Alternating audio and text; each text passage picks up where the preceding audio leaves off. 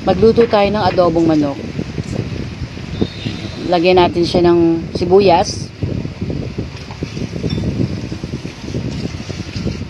Kasi ilagay natin yan dun sa manok.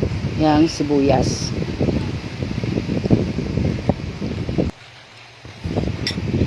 Lagyan natin ng bawang. Yung ating niluluto. Malasa ang balat niyan. Haluin natin siya. Para magsama-sama yung paminta, buo, pamintang durog, pickles at laurel, bawang, sibuyas, yung palang nilalagay ko sa kanya. Wala pa itong toyo. Maglagay tayo ng tamang amount ng toyo. Ang ginagamit kong toyo ay Select kasi hindi siya masyadong maalat. Napakasarap na toyo nito, Select. Hindi tayo sponsored ng Select. Maglagay na rin tayo ng suka. Siyempre adobo, lumawala ang suka. Ayan. Saktuhan lang. Maglalagay tayo ng saktong amount ng coke. Ito ang sikreto ko pag nagluluto ako ng manok. Siya natin sasabaw.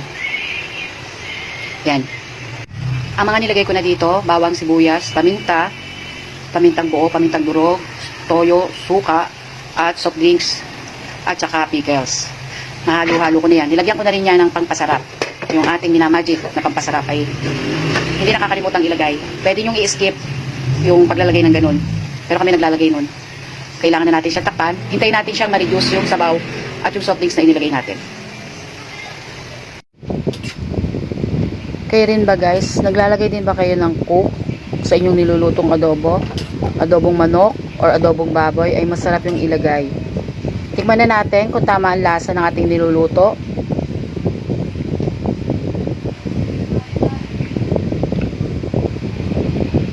Okay na. So, ihanda na sa kalderong kanin. Thank you for watching. Bye-bye!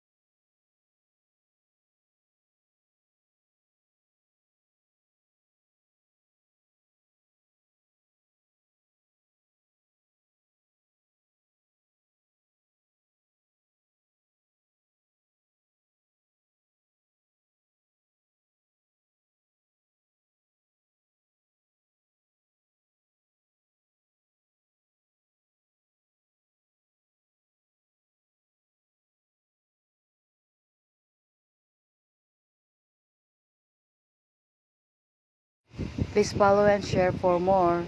Bye!